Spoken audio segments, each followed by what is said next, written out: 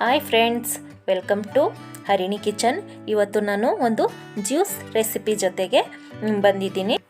ಇಂತಹ ಬೇಸಿಗೆ ಸಮಯದಲ್ಲಿ ಎಲ್ಲರಿಗೂ ಇಷ್ಟ ಆಗುವಂತಹ ಒಂದು ಜ್ಯೂಸ್ನ ಮಾಡಿ ತೋರಿಸ್ತಾ ಇದ್ದೀನಿ.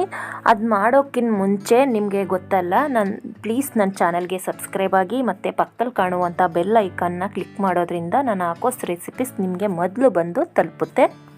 ನಾನು ಮಾಡ್ತಾ ಇರೋ ಜ್ಯೂಸು ಮಿಣ್ಕೆ ಹಣ್ಣಿನ ಜ್ಯೂಸು. ಮಿಣ್ಕೆ ಹಣ್ಣಿನ ಜ್ಯೂಸ್ ಮಾಡೋಕ್ಕಿಂತ ಮೊದಲು ಇದರಲ್ಲಿ ಏನೇನು ಪೋಷಕಾಂಶಗಳೈತೆ, ಇದರಿಂದ ಏನೇನು ಉಪಯೋಗ ಐತೆ ಅಂತ ಮೊದಲು ತಿಳ್ಕೊಳ್ಳೋಣ.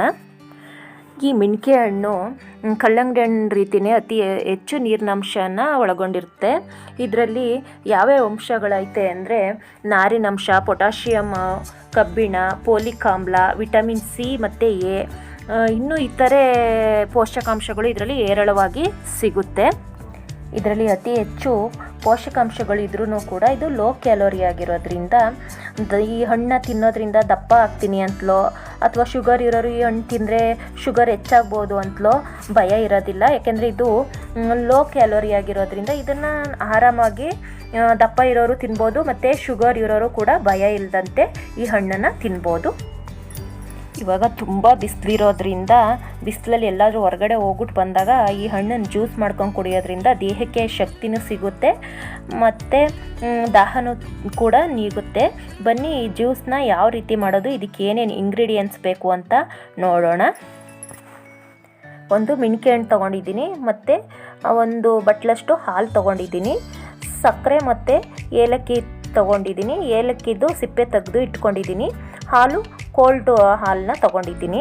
ಬನ್ನಿ ಇದನ್ನ ಯಾವ ರೀತಿ ಮಾಡೋದು ಅಂತ ನೋಡೋಣ. ನಾನು ಇಲ್ಲಿ ಮಿಣ್ಕೆ ಹಣ್ಣನ್ನು ಈ ರೀತಿ ಅದ್ರ ತಿರುಳು ಮಾತ್ರ ತೊಗೊಂಡಿದ್ದೀನಿ. ಇದನ್ನು ಒಂದು ಮಿಕ್ಸಿ ಜಾರ್ಗೆ ಹಾಕೋತಾ ಇದ್ದೀನಿ. ಸಿಪ್ಪೆ ತೆಗೆದು ಬರೀ ತಿರುಳು ಮಾತ್ರ ಹಾಕ್ಕೊಂಡಿರೋದು, ಅದರಲ್ಲಿರೋ ಬೀಜ ತೆಗ್ದಾಕಿದ್ದೀನಿ.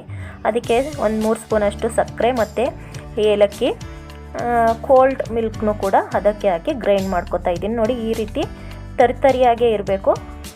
ತುಂಬ ಈಸಿ ಮತ್ತು ಕಡಿಮೆ ಇಂಗ್ರೀಡಿಯೆಂಟ್ಸಲ್ಲಿ ಬೇಗ ಮಾಡ್ಕೊಬಿಡ್ಬೋದು ಮತ್ತು ಟೇಸ್ಟ್ ಕೂಡ ತುಂಬ ಅಂದರೆ ತುಂಬ ಚೆನ್ನಾಗಿರುತ್ತೆ. ಈ ಬೇಸಿಗೆ ಕಾಲಕ್ಕೆ ಮಾಡಿಸಿರೋಂಥ ಜ್ಯೂಸ್ ಇದು.